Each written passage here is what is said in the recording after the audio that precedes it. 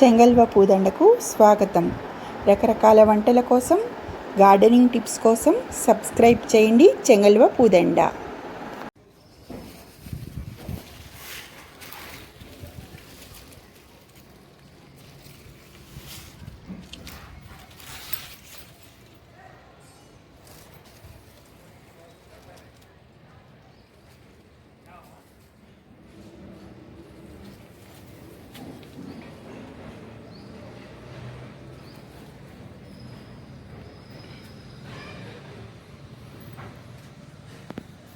ఇప్పుడు ఇవన్నీ కోసి కూరని టేస్ట్ చూద్దాం.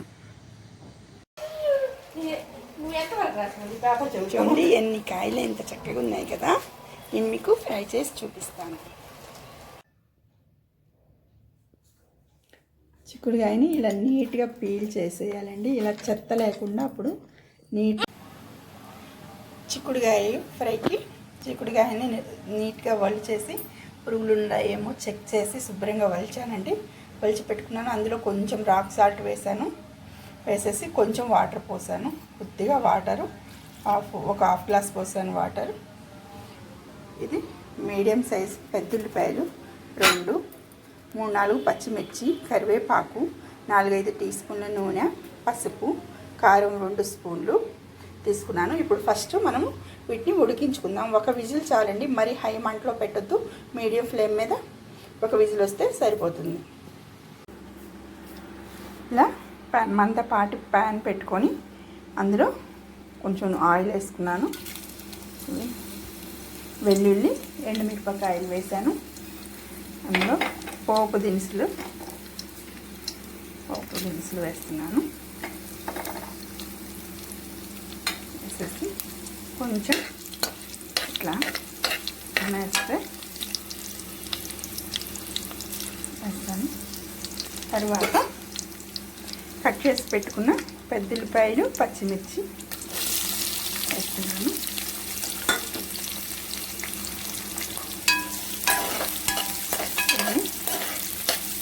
కొంచెం వేగనివ్వాలి.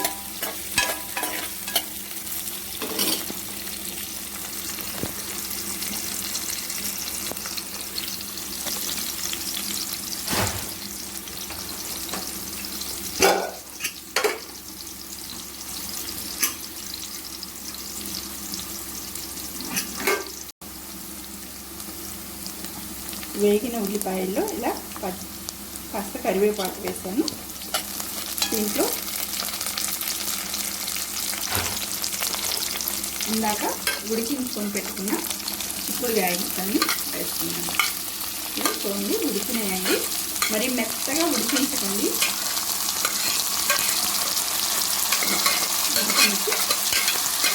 ఇందులో ఇందాక ఉప్పు వేస్తాను. నేను ఉప్పు వేసేటప్పుడు చూసుకొని వేస్తున్నాను. ఇలా వేసి కాస్త వేగనివ్వాలి.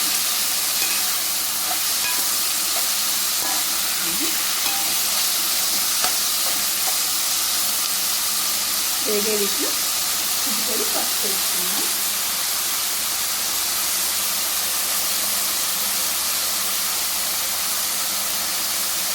పసుపు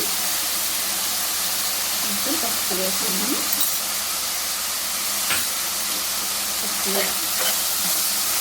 ఒకవేళ నీళ్ళలో రాక్ సాల్ట్ వేయకుండా వేసేవాళ్ళు ఉప్పు అప్పుడే వేసేసుకోండి, తొందరగా వేగుతుంది. మనకు ఉప్పు సరిపోయిందో లేదో నేను రాక్ సాల్ట్ వేసిన వాళ్ళు సందేహం ఉంటే ఈ గింజను కొంచెం ఇలా వేసాం కదండి. ఇందాక మనము ఉడికించేటప్పుడే చిక్కుడుకాయలు ఉడికించేటప్పుడే కొంచెం సాల్ట్ వేసాం.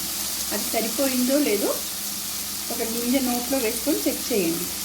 చాలకపోతే కొంచెం సాల్ట్ ఇందులో యాడ్ చేసుకోవచ్చు. సరిపోయిందండి.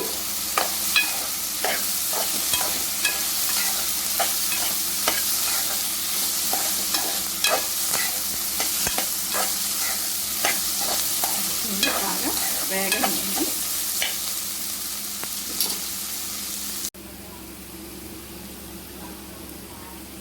ఇలా వేగిన చిక్కుడుకాయల్లో కారం కొంచెం వేస్తున్నాను అండి. ఇది మసాలా కారం, అంటే ధనియాలు అన్నీ వేసి కూర కారం చేస్తారు మా వైపు. ఆ కారం అండి. కూర కారం వేసి కొంచెం షుగర్ వేస్తాను నేను చివరిలో.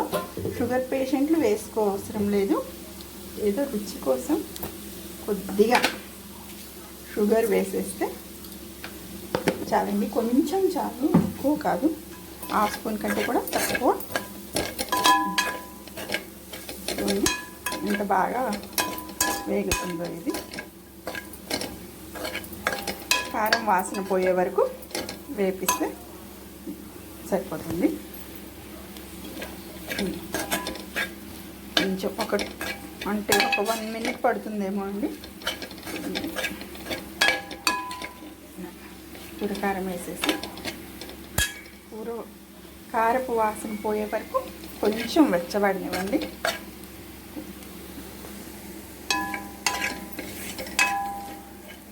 చూసారు కదా, ఎంతో రుచికరమైన చిక్కుడుకాయ ఫ్రై రెడీ.